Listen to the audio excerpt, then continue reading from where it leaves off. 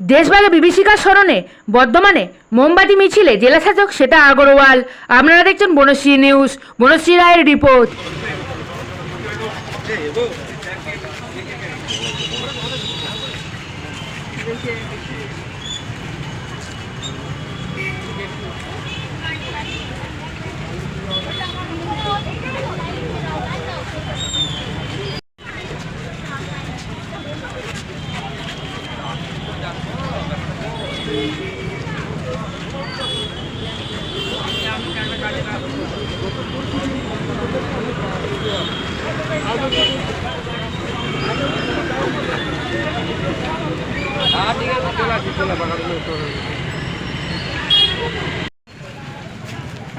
আজকে এই মোমবাতি মিছিলে সামিল হয়েছেন আমাদের মাননীয় জেলা শাসক শ্রী আগরওয়াল আইএস মহোদয়া, সঙ্গে আমাদের জেলার সমস্ত অতিরিক্ত জেলা শাসক সহ মহকুমা শাসক এবং জেলার সমস্ত আধিকারিকবৃন্দ।